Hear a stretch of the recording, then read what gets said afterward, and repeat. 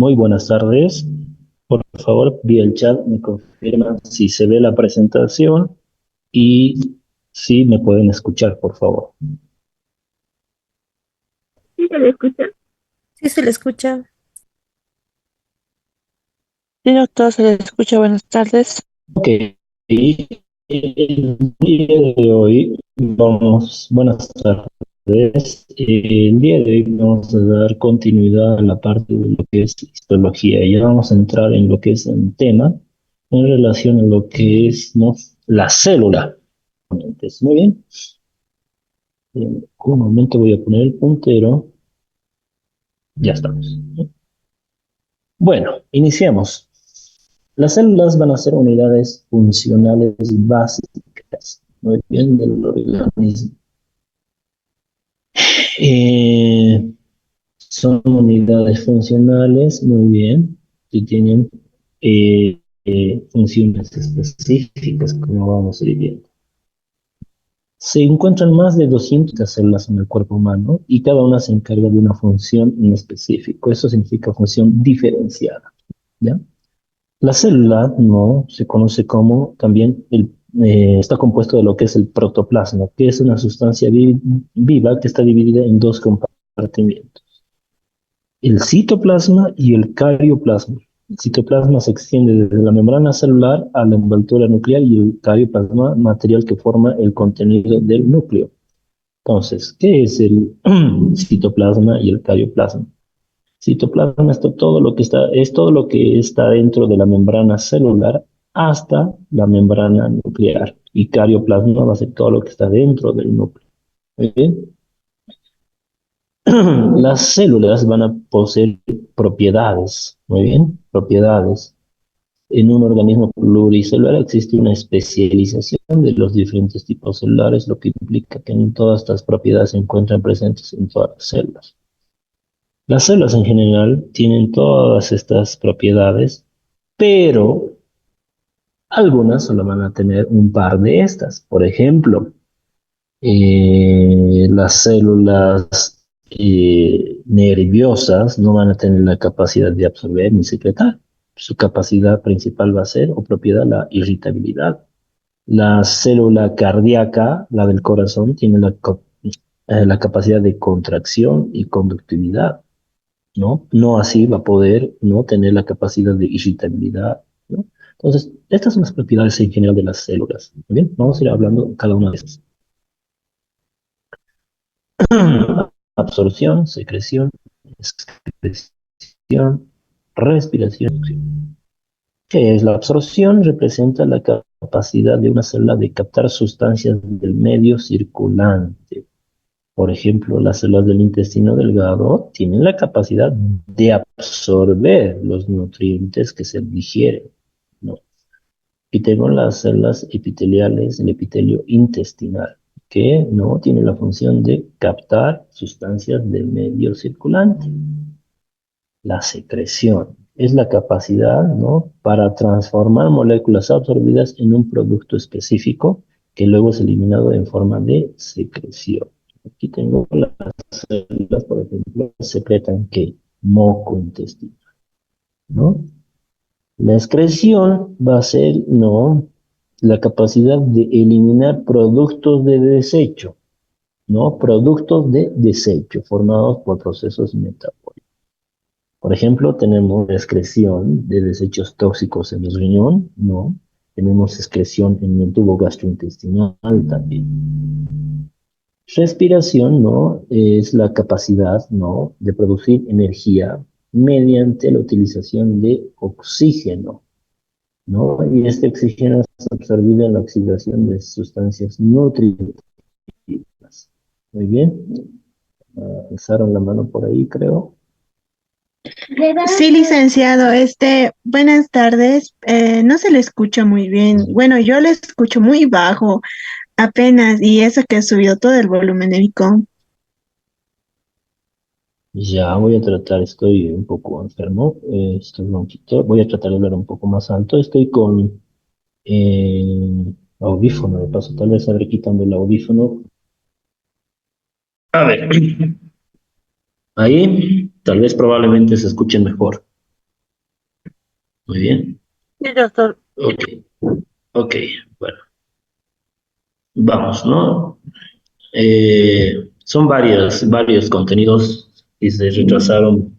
Les van a pasar las diapositivas, como ya les dije. Muy bien.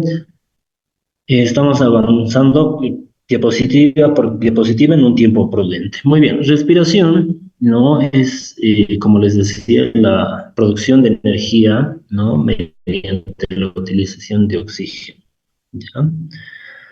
También es la degradación de alimentos que consumen oxígeno, se denomina respiración celular. Muy bien. Ya.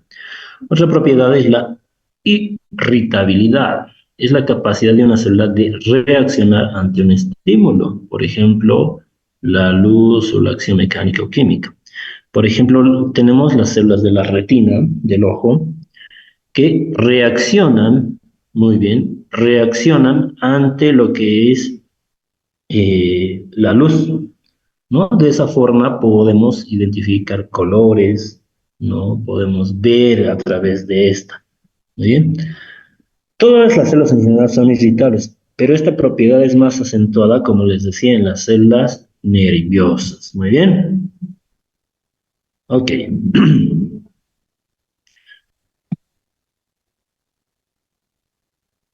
Otra propiedad es la conductibilidad.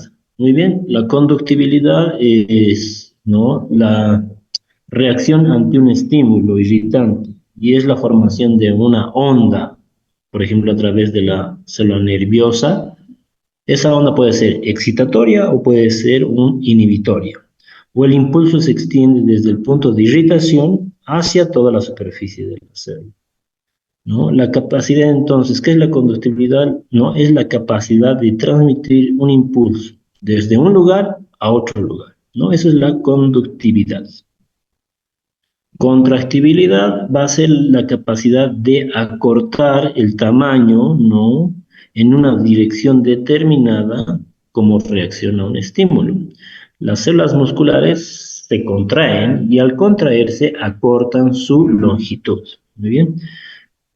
Esta característica, como dice la presentación, es propia de las células musculares. La reproducción, ¿no? Es la capacidad de renovarse por crecimiento, ¿no? Crecer y dividir. Este crecimiento, ¿no? Supone la síntesis de una mayor cantidad de sustancia celular, mientras que mediante la división celular se generan nuevas células por participación de las células ya preexistentes. Muy bien, hasta ahí hemos avanzado las propiedades de lo que es el perdón, las propiedades de la célula. No, vamos a hablar un poco de lo que es el citoplasma. Muy bien, vamos un poquito acá atrás, nuevamente. Aquí tengo una célula, ¿no? En general, donde la membrana externa es la membrana celular. El citoplasma, que consiste, ¿no? Lo que está dentro de la membrana celular hasta la membrana nuclear. ¿Muy bien? Muy bien.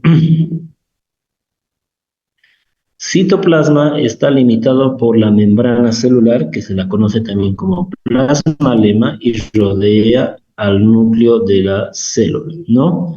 Es lo que se encuentra entre la membrana celular y lo que está rodeando al núcleo de la célula. La mayoría de los procesos metabólicos, muy bien, ocurren en el sistema, pero son dirigidos, ¿no? ¿Quién lleva la organización? ¿Quién lleva la dirección? Es el núcleo. Muy bien, aquí tenemos, por ejemplo, la membrana celular, ¿no? Conocida como plasmalema. La membrana celular tiene una membrana externa y una membrana interna. A partir de la membrana interna es donde nace el citoplasma. Va a contener el citoplasma, ¿qué? Organelos, muy bien, inclusiones, citosol, centrosoma y endoplasma.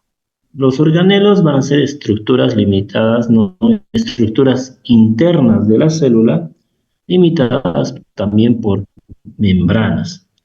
Las inclusiones son depósitos de sustancias nutritivas y pigmentos. El citosol, ¿bien? Que se encuentran en suspensión en el resto del citoplasma. ¿Bien?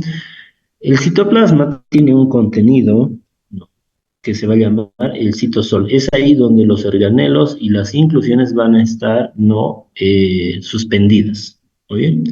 Tenemos lo que es el centrosoma, es la parte central no que tiene característica de gel, es una consistencia gelatinosa rígida. El endoplasma es una consistencia mucho más fluida. Vamos a hablar ahora un poco de lo que son los organelos citoplasmáticos. Muy bien, existe una variedad de organelos citoplasmáticos y hemos dicho que son, por ejemplo, tengo las mitocondrias, está rodeada por la membrana nuclear, no retículo endoplásmico y los cloroplastos. Muy bien. Los organelos son estructuras metabólicamente activas, muy bien, que tienen su propio metabolismo, eso significa, y que realizan funciones específicas. Las membranas de estos organelos están compuestas por una bicapa fosfolipídica, al igual que la membrana celular. No solo dividen la célula en compartimientos, sino que también además proporciona grandes áreas de superficie para reacciones bioquímicas, muy bien, las cuales van a ser esenciales para el mantenimiento de la vida. Ahora vamos a hablar de lo que es la membrana plasmática. Esta es una barrera permeable y selectiva entre el citoplasma y el medio externo. Muy bien. Permeable significa que no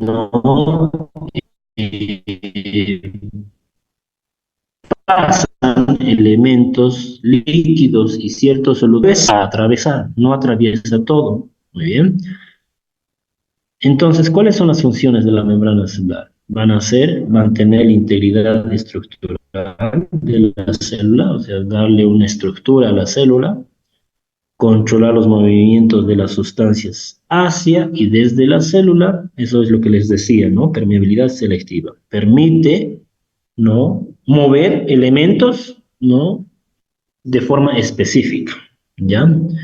La membrana celular nos permite no tener interacción entre diferentes células. También tiene la función de reconocer mediante receptores, ¿no? A los antígenos, células extrañas y células alteradas. Un antígeno es un agente externo al organismo, es un agente extraño al organismo. ¿Bien? Actúa como una interfase entre el citoplasma y el medio externo, ¿no? Establece sistemas de transporte, que quiere decir que en la membrana celular existe transportadores. Mantiene una diferencia de potencial. Potencial es una actividad eléctrica entre la cara intra y extracelular. ¿Muy bien? Y traduce señales físicas y químicas extracelulares en sus procesos intracelulares. Aquí tengo la membrana llamada plasmática o plasmalema, muy bien, y es una estructura trilaminar, ¿no? Vemos dos líneas finas densas y una área brillante intermedia. Es una bicapa fosfolipídica, bicapa significa doble capa, como vemos acá. Y aquí nos dice que es una estructura trilaminar. Nosotros si vemos esta membrana celular, dos líneas densas, que es una la cara externa y la cara interna, y tiene una estructura interna, que es la área brillante. Estructuralmente se las ve de forma trilaminar. Muy bien. Cada capa tiene una anchura de unos 2.5 nanómetros. Muy bien, la línea densa interior es la conocida como citoplasmática o lámina interna. ¿Por qué línea citoplasmática? Porque es la que está en contacto con el citoplasma. La línea densa exterior está en contacto con el exterior de la célula. Muy bien. Cada lámina de las dos, ¿no? Cada capa está integrada por fosfolípidos y proteínas, normalmente en una proporción de peso 1:1, ¿ya? Cada molécula de fosfolípido tiene una región anfipática, muy bien, que es la cabeza polar situada en la membrana, y dos colas de ácidos grasos no polares. Bien, aquí tengo, por ejemplo, la membrana celular. Estas cabecitas de color morado corresponde a lo que es la cabeza polar o anfipática. Muy bien. Estas colitas de cada fosfolípido, tengo dos colitas, las colas de los fosfolípidos es la región, muy bien, no polar. La región polar es hidrosoluble. ¿Qué significa hidrosoluble? Que es soluble en agua. La región de las colas de los lípidos es liposoluble, que quiere decir que es soluble en grasa, en lípidos, y que no deja pasar agua, ¿no? En la parte interna. Muy bien. Aquí tengo las proteínas también, ¿no? Que están atravesando lo que es la membrana celular. Ya, los componentes, ¿no? De la membrana celular, existen componentes proteínicos, muy bien, que abarcan la totalidad de la capa lipídica en forma de proteínas integrales, o están unidas en la superficie del citoplasma de la capa lipídica. Muy bien, son proteínas periféricas. Tengo proteínas, muy bien, integrales y proteínas periféricas. La mayor parte de las proteínas integrales pasa a través del grosor de la membrana, también se denominan proteínas transmembranales. Trans significa que atraviesa la totalidad, muy bien, atraviesa la totalidad de la membrana celular. Estas son las proteínas transmembranales que atraviesan toda la membrana celular, tanto capa interna como externa, y estas son las proteínas periféricas, que solo están en un lado de la membrana celular, ya sea en el lado externo o también tengo en el lado interno. Estas, como ven en imagen, no están atravesando la membrana celular. Estas proteínas integrales también se conocen como transmembranales porque atraviesan toda la membrana celular. Vamos a hablar de otro de los componentes de la célula, que es el glucocálix. Muy bien, este es el glucocálix. Está compuesto casi siempre por cadenas de carbohidratos, muy bien, o hidratos de carbono, y recubre la superficie celular. ¿Ya? Es un material que recubre la superficie de las células, o sea, está fuera de la membrana celular. En micrografías electrónicas de la membrana plasmática a menudo puede verse un recubrimiento difuso, ¿no? Que es una cubierta celular, también llamada con otro nombre es glicocálix. Muy bien. Esta cubierta se compone de carbohidratos unidas de manera covalente a proteínas transmembranares, los carbohidratos que están unidas a las proteínas. Cuando estos carbohidratos se unen a las proteínas se llaman glucoproteínas. Muy bien. Ya. También el glucocáliz tiene múltiples grupos sulfato y carboxilo de carbono. Muy bien. Y estas son de forma negativa, por lo cual el glucocáliz se tiñe con lectinas, muy bien, y colorantes, que permite observarlas al microscopio óptico. Ahora, ¿cuál es la función de esta recubierta o este recubrimiento? Muy bien, es proteger a la célula de la interacción con proteínas inapropiadas y evitar lesiones químicas y físicas. Otro es el reconocimiento y adherencia de célula con célula. O sea, este glucocálix permite reconocer a otras células y permite también adherirse, o sea, unirse entre células. Muy bien, si es que son compatibles. ¿Ok? En la coagulación, por ejemplo, de la sangre, ¿no? También participan el glucocálix y también participan en reacciones inflamatorias. Vamos a hablar ahora un poco de los tipos de proteínas en la membrana celular. Aquí tengo los tipos de proteínas. Muy bien. Tenemos las proteínas de transporte.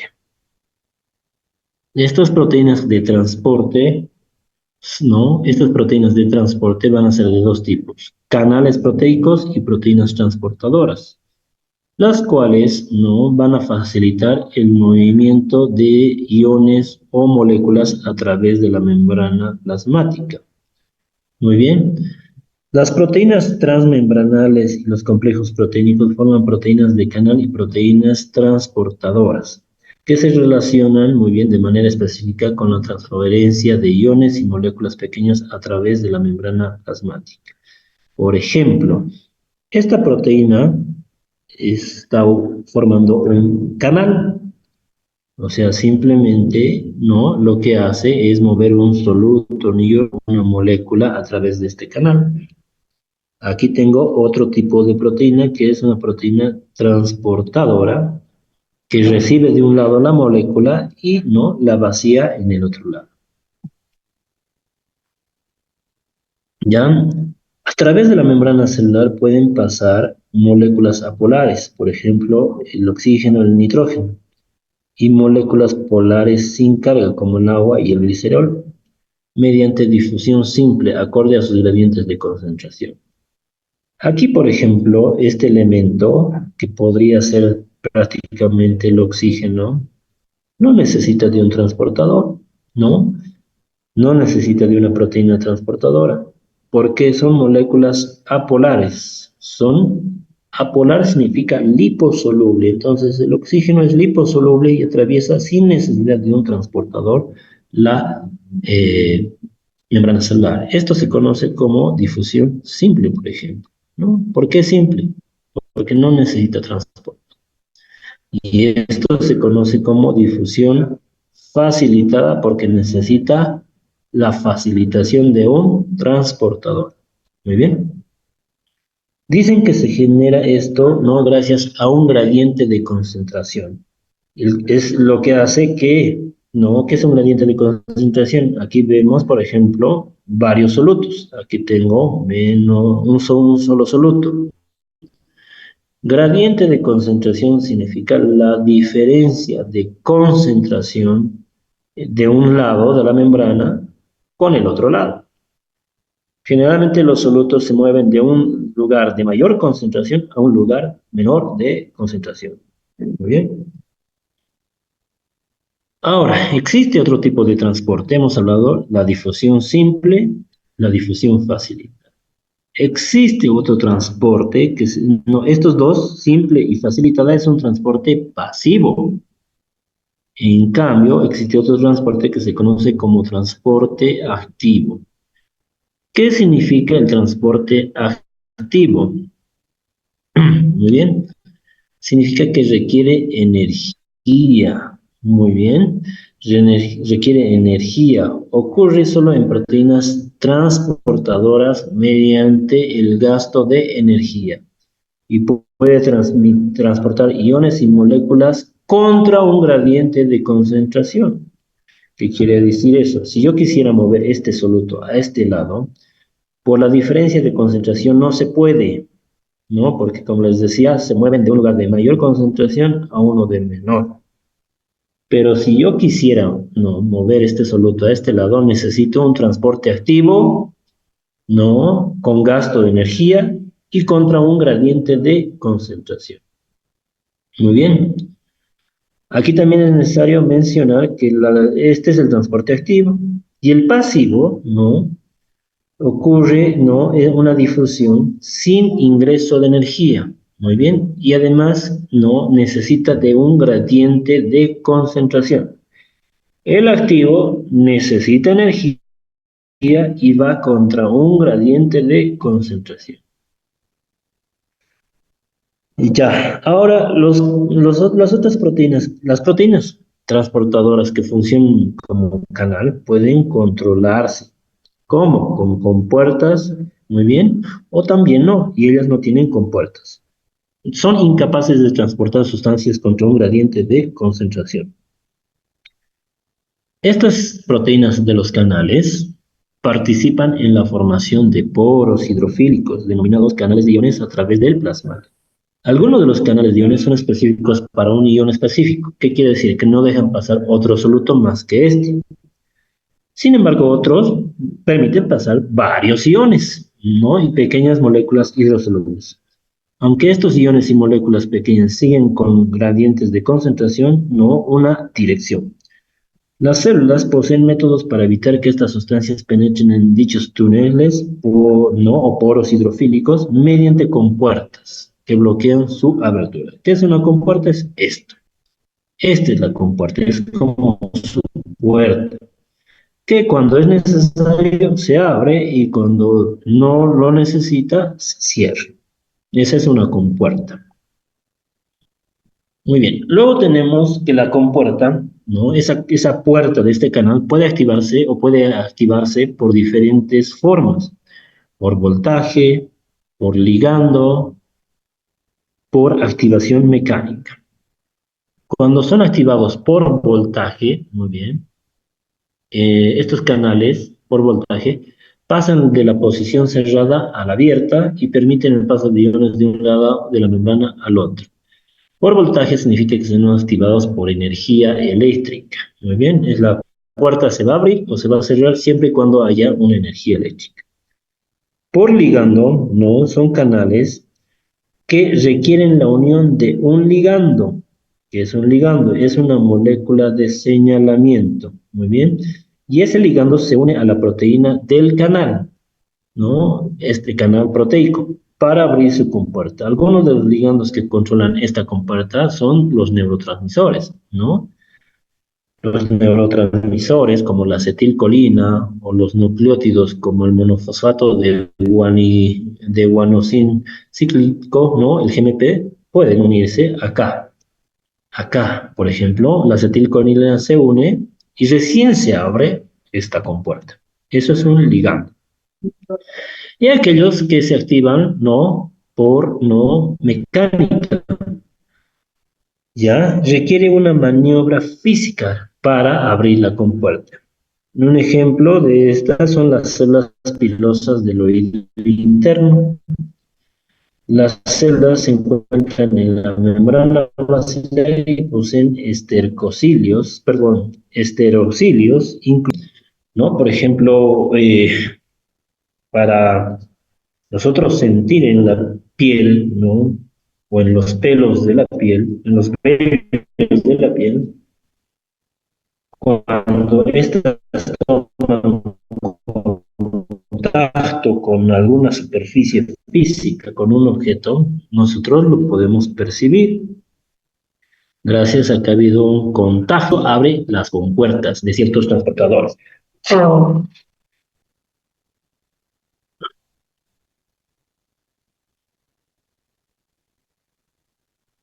Muy bien. Luego tenemos, ¿no? Canales activados por proteína G. Estos canales activados por proteína G son canales con puerta, ¿no? Que necesitan interacción entre un complejo de una célula y una proteína G. Luego tenemos los canales 5. Una de las formas más comunes de canales sin compuerta es el canal de escape de potasio, que permite el paso de potasio a través de él y es esencial en la creación de una diferencia de potencial eléctrico, lo que se llama voltaje, entre dos lados de una membrana celular. También existe lo que se llaman las aquaporinas, como su nombre lo dice, tiene que ver con el agua. Estas se han identificado 12 tipos, muy bien, y son una familia de proteínas de pasos múltiples. Son proteínas multipasos que forman canales y cuya función es permitir el paso de agua de un lado de la membrana celular al otro. Algunos de estos canales son transportadores puros de agua, ¿no? Mientras que otros transportan glicerol también. Muy bien.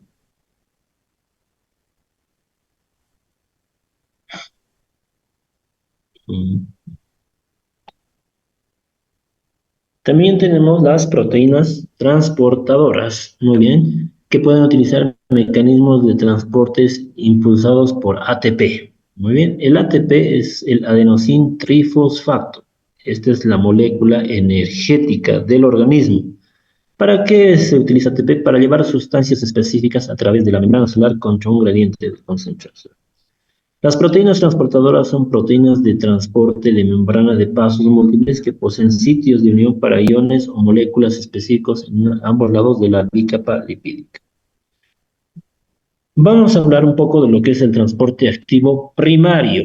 El transporte activo se puede clasificar en transporte activo primario y en transporte activo secundario. ¿Bien? Vamos a hablar del transporte activo primario. El clásico ejemplo del transporte activo primario es la bomba de sodio-potasio ATPase. Acá las proteínas transportadoras pueden utilizar mecanismos de transporte utilizados por ATP. Vamos a mencionar que el ATP es la adenosintrifosfato y lleva sustancias a través del plasma contra un gradiente de concentración. Muy bien. El transporte activo primario de la bomba sodio-potasio, ¿no? ¿Qué hace? Primero mueve sodio y mueve potasio. Por eso su nombre es bomba sodio-potasio. En condiciones normales, la concentración de sodio es mayor en el exterior de la célula, muy bien, y la de concentración de potasio es mayor dentro de la célula. Ahora, la célula, ¿no? Conserva esta concentración diferencial, ¿no? Mayor sodio en el exterior y mayor potasio en el interior, muy bien, al gastar lo que es ATP, adenosina trifosfato, para que esta proteína, ¿no? Antiporte. Antiporte significa que mueve dos solutos en diferente sentido. Muy bien. Y esta bomba transporta iones de potasio al interior y iones de sodio fuera de la célula, ¿no? Y esto gracias a un gradiente de concentración. Entonces, ¿qué hace la bomba de sodio-potasio? Mueve iones fuera de la célula, o sea, saca los iones de sodio desde el lado intracelular hacia el extracelular y mueve iones de potasio desde el lado extracelular hacia el lado intracelular. Muy bien, a través de esta bomba, la célula es capaz de regular su osmolaridad y por tanto su volumen. Luego tenemos transporte activo secundario. El transporte de sodio fuera de la célula, ¿no? Impulsada por el ATP, establece una concentración intracelular baja del sodio. Ahora, el reservorio de energía, o sea, lo que queda de energía, ¿no? A este gradiente iónico puede utilizarlo las proteínas transportadoras para ¿no? oponer iones u otras moléculas a través de un gradiente de concentración. Esta modalidad de transporte se llama activo secundario, diferente al primario. ¿Qué significa el secundario? Que usa la energía liberada del transporte activo primario para, ¿no? mover los solutos en el transporte activo secundario.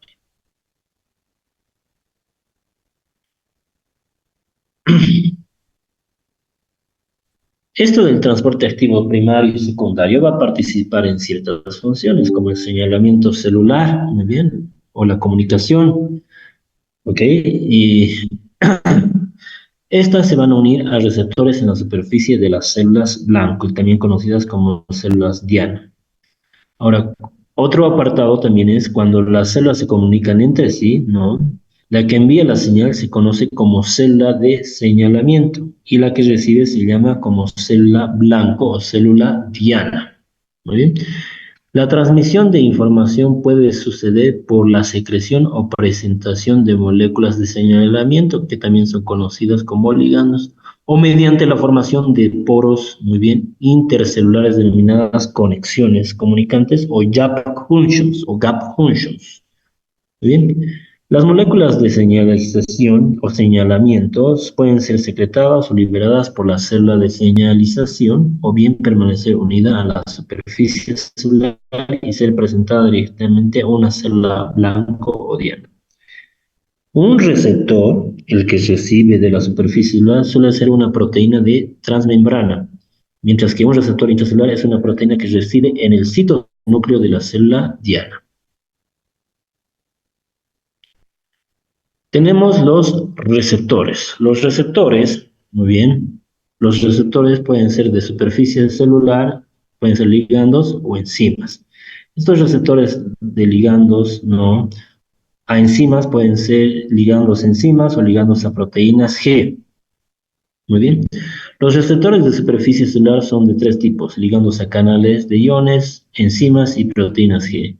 La mayoría de los receptores de la superficie celular son glucoproteínas o glicoproteínas integrales. ¿Qué quiere decir integral? Que atraviesan toda la membrana celular y actúan con el reconocimiento de moléculas de señalización y en la traducción de la señal de una acción intracelular. Los receptores ligandos A enzimas son proteínas transmembranales, muy bien.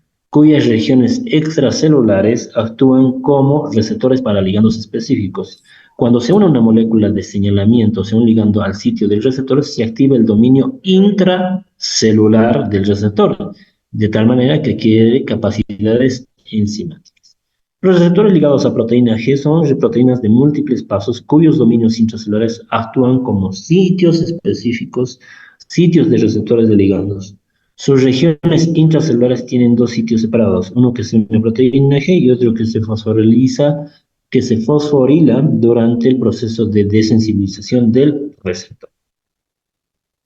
Muy bien, vamos a quedar acá en receptores. La siguiente clase vamos a hablar de síntesis de proteína, ribosomas, retículo endoplásmico, aparato de Golgi, muy bien.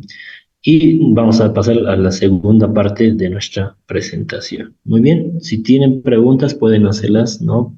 Por el chat.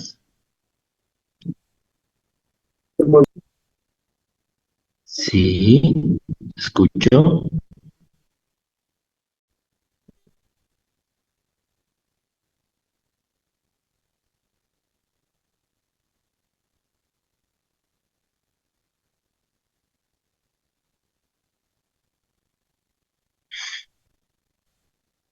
Muy bien, si no hay más preguntas, damos culminada la clase del día de hoy. Bueno, ve una pregunta. Dice el El transporte, ciclo de la el ¿dónde se transporte, encuentra? perdón.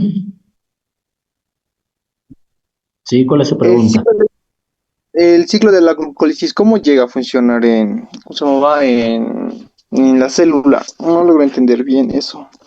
¿El ciclo de qué, perdón? El ciclo de, por favor, por el chat hagan sus preguntas. Vamos a resolver esta que dice el transporte activo, ¿no? El transporte activo, la diferencia de concentración es menor a mayor. Eh, Normalmente los solutos se mueven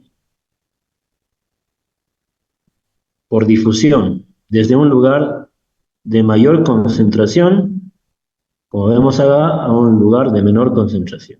Ya eso se llama difusión.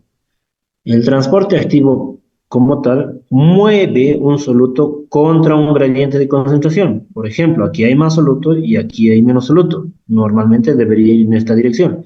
Pero en el transporte activo se mueve este soluto hacia el lugar donde hay mayor concentración, independientemente de eso, ¿no? O sea, si aquí hay mucho soluto, al transporte activo no le interesa eso, lo mueve.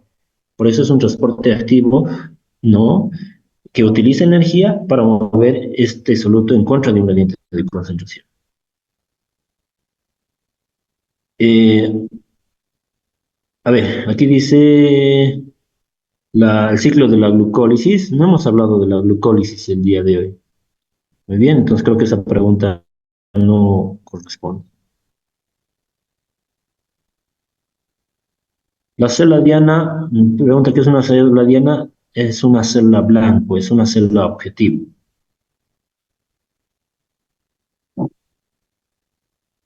Ya, en relación a eso, ya. Creo que es la última pregunta. Muy bien, que tengan muy buena tarde. Nos vemos el día jueves.